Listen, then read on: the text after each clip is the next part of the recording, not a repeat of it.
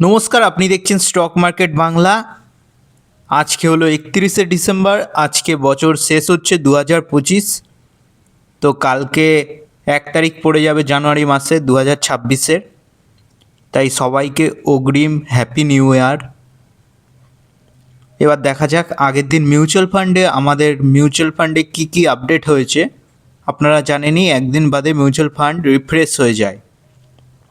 তাই আজকে আমি আমার মিউচুয়াল ফান্ডের পোর্টফোলিওটাকে রিভিউ করব, দেখব কত টাকার গেন হয়েছে, কত টাকা লসে গেছে।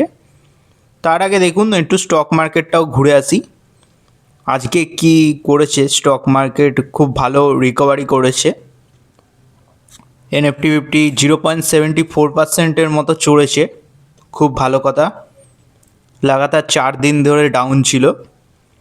এরপর সেন্সেক্স 0.64% চড়ে বন্ধ হয়েছে, বা পজিটিভে দেখিয়েছে।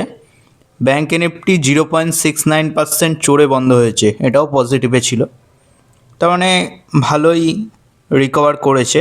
চলুন এবার মিউচুয়াল ফান্ড সেকশানে চলে যাই। ড্যাশবোর্ড সেকশানে চলে এসেছি। দেখুন আগের দিনও লস খেয়েছি, সেটা তো আগের দিন স্টক মার্কেটটা ঢুকেই আমি বলে দিয়েছিলাম যে মার্কেট খুব ভালো পরিস্থিতিতে নেই। তো আগের দিনও মাইনাসে ব্যালেন্স গেছে।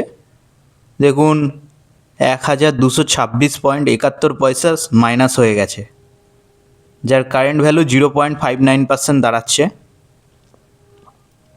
ইনভেস্টেড অ্যামাউন্টও আপনাদের সামনে শো করে দিই। 2,06,648 টাকা ইনভেস্টেড আছে, যার টোটাল রিটার্ন দাঁড়িয়েছে 807 টাকা।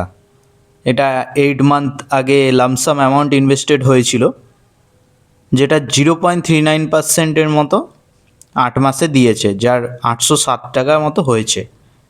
যার XIR দাঁড়াচ্ছে 4.58%। এর থেকে এফডি ভালো যদি বললেন। তা কী আর করা যাবে, 2025-এর স্টক মার্কেট খুবই খারাপ হালাতে ছিল। ইন্ডিয়ান স্টক মার্কেট একদমই চলেনি।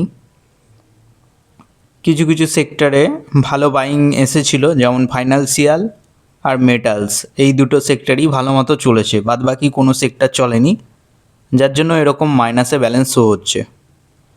চলুন আগের দিনও নেগেটিভ রিটার্ন দিয়েছে, দেখে নিই কী কী ফান্ড আমাদের নেগেটিভিটি ছড়িয়েছে। সবথেকে বেশি যেটা করেছে সেটা হলো Motilal Oswal mid cap fund direct growth, 2025 worst fund হিসাবে পরিচিত।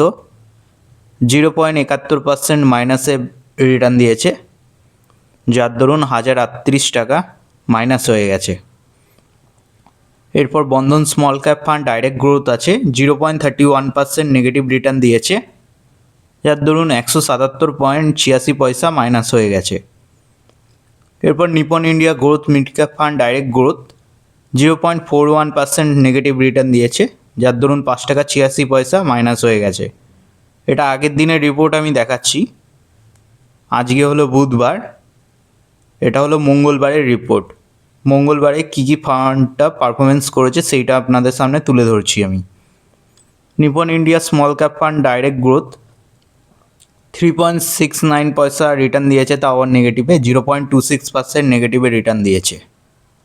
এরপর আছে HDFC flexi cap fund direct growth, এটা কালকে কিছুটা পজিটিভিটি দেখিয়েছে, 0.05% পজিটিভে ক্লোজ করেছে।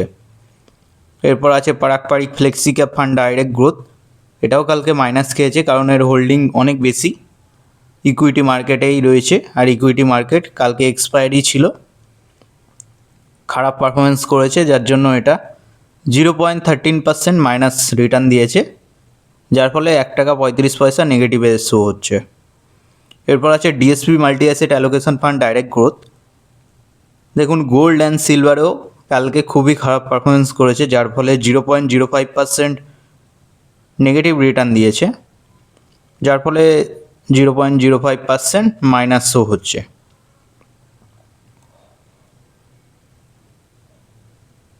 কারেন্ট ইনভেস্টমেন্টটাও দেখিয়ে দিই। মতিলাল ওসওয়াল মিড ক্যাপ ফান্ডের সবথেকে বেশি ইনভেস্টমেন্ট আছে, দেখতেই পাচ্ছেন 1,46,078 টাকা। তারপরে আছে Bandhan small cap fund direct growth 55,678 টাকা, যার কারেন্ট ভ্যালু হয়েছে 57,794 টাকা। Nippon India growth mid cap ফান্ডে দেখুন 1413 টাকা মতো ইনভেস্টেড আছে, তার কারেন্ট ভ্যালু দাঁড়াচ্ছে 1425 টাকা। Nippon India small cap fund direct growth 1380 টাকা ইনভেস্টেড আছে, যার ধরুন 1391 টাকা শো হচ্ছে। এরপর আছে HDFC flexi cap fund direct growth 1000 টাকা মতো ইনভেস্টেড আছে, দেখুন 1075 মতো রিটার্ন দিয়েছে।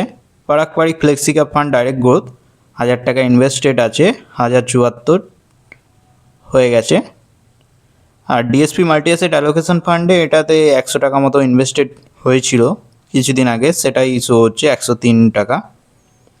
টোটাল রিটার্নটাও আপনাদের সামনে শো করে দিই যে আজ পর্যন্ত কত টাকা রিটার্ন দিয়েছে এই মিউচুয়াল ফান্ডগুলো।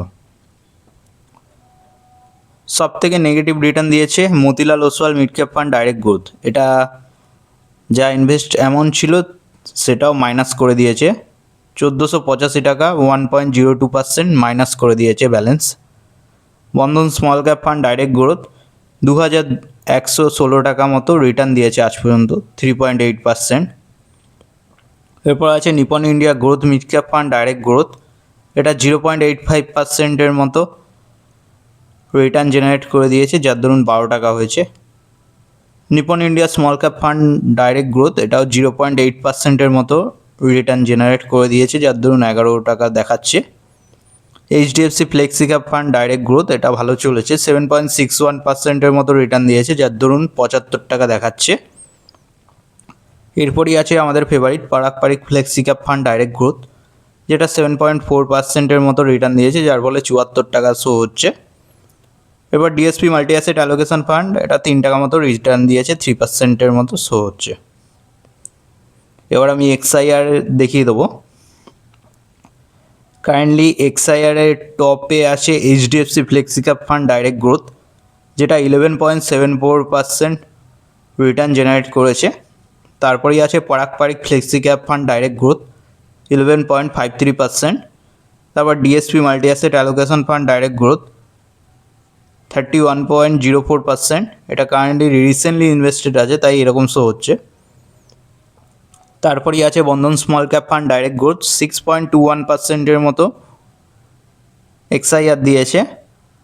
তারপরেই Nippon India small cap and mid cap ফান্ডগুলো 1.60%, 1.38%-এর এক্সআইআর শো হচ্ছে। আর সব থেকে নেগেটিভে এক্সআইআর দিচ্ছে কে? Motilal Oswal mid cap fund direct growth. এটাকে আর কিছু বলার নেই। যাই হোক, 2025 সাল আজ এই বছর পোর্টফোলিও লাল হিসাবেই মনে হয় কেটে যাবে, কিন্তু হ্যাঁ 1 জানুয়ারিতে রিকভার করবে, কারণ আজকে স্টক মার্কেটটা ভালো চলেছে, তাই 1 তারিখে আমাদের মিউচুয়াল ফান্ড আপডেট হয়ে যাবে। কালকে হয়তো একটু পজিটিভিটি দেখাবে। তার আগে বলে রাখি যে আমি কিছুটা গোল্ডেও ইনভেস্টমেন্ট করেছি, গোল্ড অ্যান্ড সিলভারে। দেখুন, টাটা সিলভার আমি নিয়েছিলাম 90টা শেয়ার, 1987 টাকা মতো ভাবে নিয়েছিলাম, যেটার কারেন্ট ভ্যালু 1966 টাকা দাঁড়িয়ে গেছে। আজকেও একটু মাইনাস খেয়েছে। টাটা গোল্ডও আমি 113খানা শেয়ার নিয়েছিলাম 1498-এর ভাবে, সেটা 1467 টাকা হয়ে গেছে। মতিলাল ন্যাসড্যাক 100 1390 টাকা মতো ইনভেস্টমেন্ট করা হয়েছিল, যেটা 1389 টাকা শো হচ্ছে। তার মানে আজকে -46.97 টাকা মাইনাসে রিটার্ন দিয়েছে। টোটাল রিটার্ন দেখাচ্ছে 52.23 মাইনাস হয়ে গেছে, 1%-এর মতো মাইনাস রিটার্ন জেনারেট করে দিয়েছে। 4876 টাকা মতো ইনভেস্টেড ছিল, 4824 টাকা মতো হয়ে গেছে কারেন্ট ভ্যালু। এখানকার কারেন্ট ভ্যালুও দেখিয়ে দিই, 2,06,648 টাকা ইনভেস্টেড আছে, 4.58%-এর মতো এক্সআইআর দাঁড়াচ্ছে, আর পোর্টফোলিওর টোটাল হচ্ছে 2,07,455 টাকা, এটা ভ্যালু দাঁড়াচ্ছে। এবার আমি কোন কোন সেক্টরে ইনভেস্টেড অ্যামাউন্ট আছে সেটা আপনাদের শো করে দিই। আপনি দেখতেই পাচ্ছেন এই গ্রাফ, লামসাম অ্যামাউন্ট কীভাবে কী হয়েছে, কত মাইনাস গেছে প্লাস গেছে। অবভিয়াস